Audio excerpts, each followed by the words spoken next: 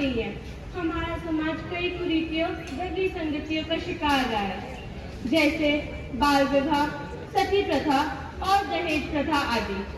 कुछ कुरीतियां काफी हद तक खत्म हो गई है, लेकिन दहेज प्रथा जैसी कुप्रथा से हमारा समाज आज भी मुक्त नहीं हुआ है। इस दहेज प्रथा के कारण ना जाने कितनी स्त्रियों का जीवन नर्क बना दिया है और ना जाने कितनी इस दहेज की आग में जल चुकी है। इस कुप्रथा का अब अंत होना चाहिए। इसके लिए हम सबको एक होकर जागरूक होना होगा। आज हम कक्षा 9वीं अ के छात्र दहेज प्रथा पर एक लघु नाटिका के माध्यम से आपको जागरूक करने की आशा रखते हैं और आपसे निवेदन करते हैं आप समाज को भी इसके प्रति जागरूक करें। आइए देखते हैं इस परिवार में क्या हो रहा है।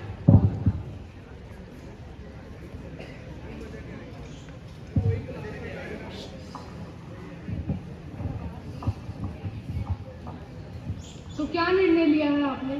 विदा नहीं होगी। हर लड़की पहला सावन अपनी सखी सहेलियों के साथ हंस खेल कर बिताने का सपना देखती है।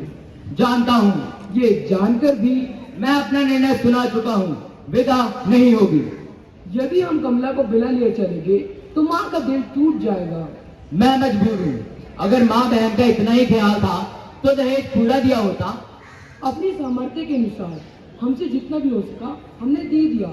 फिर भी अगर तुम्हारी सामर्थ्य कम थी तो अपनी बराबरी का घर ढूंढते। झोपड़ी में रहकर महल से नाता क्यों जोड़ा? जी। देना तो दूर, बारात की खातिर भी ठीक ढंग से नहीं की गई। भरी बिरादरी में जो हंसी हुई, उस करारी चोट का घाव आज भी हरा है। जाओ कह देना अपनी माँ से कि अगर बेटी की विदा कराना चाहती है तो उस घाव के लिए पहले मरहम भेजे। या क्या कह रहे हैं? ठीक कह रहे हैं मेरे भाई साहब। अब तुम्हारी बहन की विदा तभी होगी जब 5 लाख नगद इस हाथ पर होंगे। यह तो सरासर अन्याय है। शिकायत आपको हमसे है। उस भोली भाली लड़की ने आपका क्या बिगाड़ा है जो विदा न करके आप उससे बदला ले रहे हैं?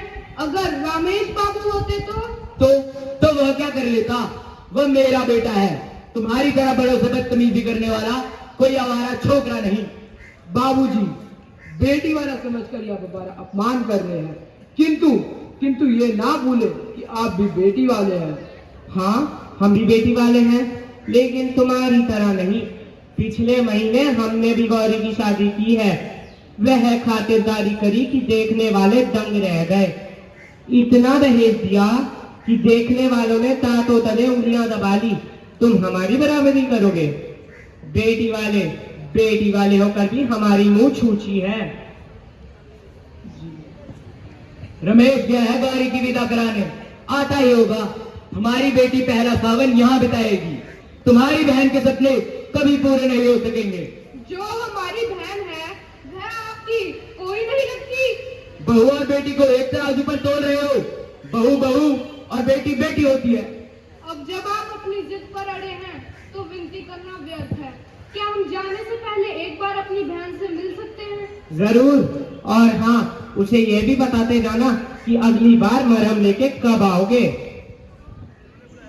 अरे गौरी की माँ, बहू को भेज दो मिलने अपने भाइयों से आकर। हम जरा देख कर आए कि माली के बच्चे ने लॉन में झूला डाला है। कैसी हो कमला? अच्छी तो हो। रो रही हो? कमला, रो मत। इन मोतियों का मूल्य समझने वाला यहाँ कोई नहीं है। भैया क्या? घबराओ मत, हम जल्द ही फिर आएंगे और उस बार की विदा अवश्य होगी। हम चोट का मरहम लेकर आएंगे। मरहम? हाँ कमला, हमारे व्यवहार से बाबूजी के कलेजे में घाव हो गया है। उन्हें मरहम चाहिए और उस मरहम की कीमत है 5 लाख रुपए। 5 लाख रुपए? तुम चिंता मत करो कमला, इस गिरे हाल में भी घर 7-8 लाख में तो बिक ही जाएगा। मेरी बिना कहीं खरीदना बेचना भैया, आपको मेरे सुख सुहाग की सौगंध है। लेकिन तुम? आप मेरी चिंता ना करें। सच, विदा होने से मुझे जरा भी दुख ना होगा। कमला, गौरी आ रही है, बहुत अच्छा स्वभाव है उसका। उसके साथ रहकर मुझे सती से इनकी कमी बिल्कुल नहीं अखरेगी। आप विश्वास करिए भैया। लेकिन आज नहीं तो कल रुपए देना ही पड़ेगा। कमला, कागज के टुकड़ों पर अपना स्नेह और प्यार बेचने वाले लोगों के साथ तुम इस तरह कब तक रहोगी? धीरे धीरे सब ठीक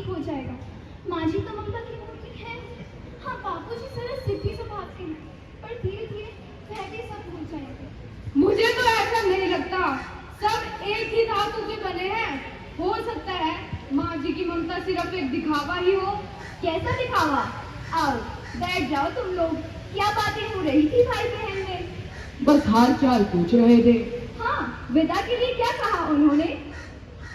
समझ गई, अपनी जिद के आगे तो वे किसी की सुनते ही नहीं। मैं तो समझाते समझाते हार गई। जब तुम्हारी चिट्ठी आई थी तभी मना कर रहे थे। बोलो कितने पैसे चाहते हैं वो? 5 लाख। बस मैं देती हूँ तुम्हें रुपए। उनके मुंह पर मार कर कहना, यह लो कागज के रंग बिरंगे टुकड़े जिन्हें तुम आदमी से ज्यादा प्यार करते हो। रुको, मैं अभी लाती हूँ। ठहरिए माँ जी, हमें रुपए नहीं चाहिए, हम बिना विदा कराए ही जा रहे हैं। यह क्या कह रहे हो बेटा? मेरे रहते विदा न हो, यह कभी नहीं हो सकता। मैं माँ हूँ, माँ के दिल को समझती हूँ।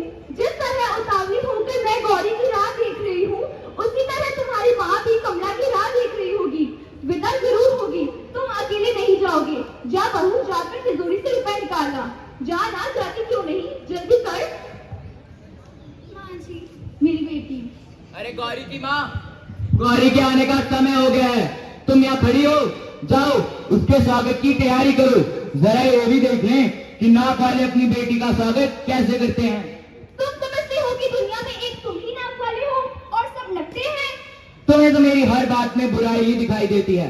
बेटा तुम बताओ, मैंने कुछ गलत कहा? ठीक ही कहा है आपने। आज के युग में पैसा ही नाक और मूंछ है। जिसके पास पैसा नहीं वे नाक मूंछ होते हुए भी नकटा है, मूंछ कटा है।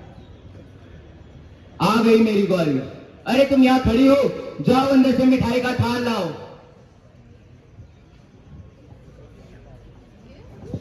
गौरी कहाँ है? मैं नहीं आई। नहीं आई? तबीयत तो ठीक है उसकी? जी हाँ, फिर उन्होंने विदा नहीं की। विदा नहीं की? क्या नहीं की विदा? कह रहे थे दहेज पूरा नहीं किया गया। हमने तो अपने जीवन भर की कमाई लगा दी, फिर भी उनकी नजर में दहेज पूरा नहीं दिया गया।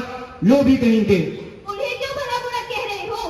बेटी वाले चाहे अपना घर द्वार बेच कर दे दे, पर पीने वालों की नाक हमेशा बहुत उखड़ी ही रहती है। मगर शराफत और इंसानियत? अब शराफत और इंसानियत की दुहाई देते हो? कुछ देर पहले तो चुप रहो। बहुत चुप रही, अब नहीं रहूंगी। आखिर क्या कमी है बहू के देश में? मदद तो होगी। उन्होंने मेरी बेटी की विदा न करके मेरा अपमान किया है। मैं तुम भी तो किसी की बेटी की विदा न करके किसी का अपमान ही कर रहे हो। गौरी की माँ, अब भी आंखें नहीं खुली। जो व्यवहार तुम दूसरों से अपनी बेटी के लिए चाहते हो, वही दूसरों की बेटी को भी दो। जब तक बहू और बेटी को एक सा नहीं समझोगे, न ही सुख मिलेगा न ही शांति। बहू और बेटी, बेटी और बहू, अजीब उलझन है, कुछ समझ नहीं आता।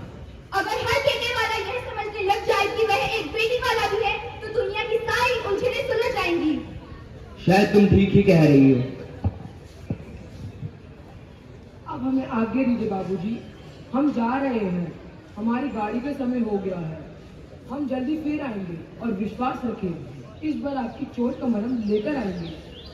ठहरो बेटा, मुझे और लज्जित ना करो। मेरी चोट का मरहम बेटी वालों ने दूसरी चोट देकर कर दिया है। बाबूजी? हाँ बेटा, कभी कभी चोट भी मरहम का काम करती है। अरे तुम यहाँ खड़ी खड़ी मेरा मुंह क्या देख रही हो? बहू की विदा की तैयारियां नहीं करनी? जाओ विदा की तैयारी करो। हाँ हाँ, चलो चलो।